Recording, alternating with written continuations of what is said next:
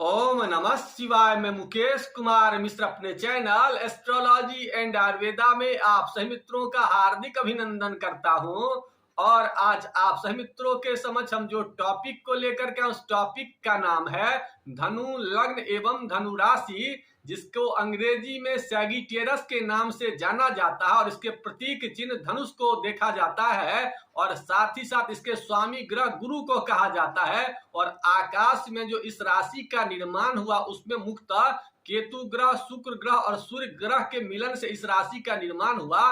केतु ग्रह के मूला नक्षत्र के 4 चरण, शुक्र ग्रह के पूर्वाषाढ़ नक्षत्र के 4 चरण और सूर्य ग्रह के उत्तराषाढ़ नक्षत्र के 1 चरणों के मिलन से इस राशि का निर्माण हुआ, जिसके अंतर्गत जो अक्षर आते हैं मूला नक्षत्र के ये लेटर, यो लेटर, या लेटर और ई लेटर, पूर्वाषाढ़ के भू लेटर, ध लेटर, फ लेटर और ढ लेटर और उत्तराषाढ़ के भे लेटर, इन अक्षरों से धनु राशि का निर्माण हुआ है। और इसकी राशिवर अगर संख्या देखी जाए तो 9वीं इसकी राशिवर संख्या होती है, जिसके कारण इसका जो अधिकार क्षेत्र होता है वो जांघ प्रदेश पर होता है।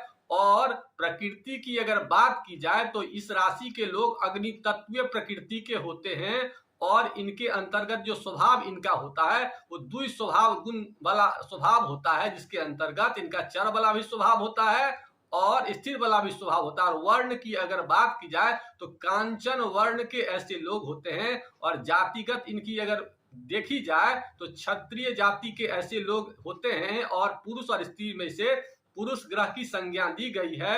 अब इसके नेचर के, इसकी प्रकृति की चर्चा करते हैं कि धनु लग्न एवं धनु राशि वाले लोग आखिर होते कैसे हैं। तो सबसे पहले इसके नेचर को समझने के लिए धनुष को समझना होगा और गुरु ग्रह को समझना होगा। तो इसका मतलब ये हुआ कि ऐसे लोग एक्टिव होते हैं, दूरदृष्टि वाले होते हैं और महत्वाकांक्षी होते हैं और रूपवान होते हैं और संयमी होते हैं और हमेशा लक्ष्य प्राप्ति की चाह रखने वाले होते हैं और धैर्यवान भी होते हैं और हंसमुख स्वभाव के होते हैं और विषमताओं के विरुद्ध कार्य करने में ऐसे लोग अग्रणी होते हैं और योजना बनाकर अपने जिंदगी को जीने की कोशिश करते हैं और हर एक काम को योजना बनाकर करने की कोशिश करते हैं और पालतू जानवरों से विशेष स्नेह रखते हैं। निर्भीक एवं साहसी लोग ऐसे लोग होते हैं और दूसरों से ऐसे लोग द्वेष नहीं रखते हैं, मिलनसार प्रवृत्ति के होते हैं और अध्ययन में और अध्यापन में विशेष रुचि लेते हैं और हमेशा रिसर्च करने की कोशिश में लगे रहते हैं और धार्मिक प्रवृत्ति के ऐसे लोग होते हैं। क्योंकि गुरु की राशि होते हैं इसलिए धर्म से इनका विशेष लगाव होता है और सिद्धांतवादी होते हैं और ऐसे लोग गुरु की राशि के होते हैं इसलिए दूसरों पर तुरंत विश्वास कर लेते हैं और समाज को ऐसे लोग हमेशा दिशा दिखाने में अग्रणी होते हैं और लक्ष्य प्राप्ति की चाह रखने वाले होते हैं ऐसे लोग और ऊर्जावान प्रवृत्ति के होते हैं। ऐसे लोग दूरदृष्टा होते हैं, बहुत दूर की बात को पहले समझ लेते हैं और कर्मठ ऐसे लोग होते हैं और इनकी भाषा जो होती है मृदु भाषा होती है। चूंकि गुरु के ये राशि के लोग होते हैं इसीलिए ऐसे लोग मृदुभाषी होते हैं और खुश मिजाज होते हैं और विशेषतः ऐसे लोग दार्शनिक प्रवृत्ति के होते हैं और सत्यनिष्ठ ऐसे लोग होते हैं। इस प्रकार के अगर आपके नेचर हैं तो समझ जाएं कि आपकी जो है सो राशि या तो धनु है, नहीं तो लग्न आपका धनु होगा। अब यह चर्चा करते हैं कि धनु लग्न वालों के लिए मुख्य ग्रह कौन कौन होते हैं। तो सबसे पहले इनके मुख्य ग्रह जो हो गए वो गुरु हो गए, चूंकि लग्नेश इनका गुरु हो गया। इसके अलावा इनके पंचमेश की चर्चा करते हैं, इनके ज्ञान के घर की चर्चा करते हैं। तो ज्ञान का घर इनका 1 नंबर लिखा हुआ है। तो मंगल जितना मजबूत रहेगा इतना ऐसे लोग ज्ञानवान होंगे और उनका संतान भी खूब तरक्की करेगा। अब धन कारक ग्रह की चर्चा करते हैं कि द्वितीय स्थान में 10 नंबर लिखा हुआ है तो 10 नंबर का स्वामी शनि होता है और एकादश स्थान में 7 नंबर लिखा हुआ है जिसका स्वामी ग्रह शुक्र होता है। तो जितना शनि और शुक्र मजबूत रहेगा उतना ऐसे लोग धन खूब कमाएंगे। अब सुख की बात करते हैं कि सुख कारक ग्रह कौन है। तो गुरु वहां पर 12 नंबर लिखा हुआ है। तो गुरु इनके सुख कारक ग्रह हैं। तो जितना गुरु को मजबूत करेंगे उतना ऐसे लोग सुख की प्राप्ति करेंगे और इनके माता का भी इनको विशेष रूप से सुख, 12 नंबर चतुर्थ घर का स्वामी है तो माता को भी खूब सुख मिलेगा। अब यह चर्चा करते हैं कि इनके पत्नी का सुख किस घर से देखेंगे। तो सप्तम घर पत्नी का घर होता है या पति का घर होता है तो वहां पर 3 नंबर लिखा होता है। तो लड़की के कुंडली में अगर देखा जाए तो पति की देखेंगे और लड़के के कुंडली में वहां पत्नी को देखेंगे 3 नंबर से।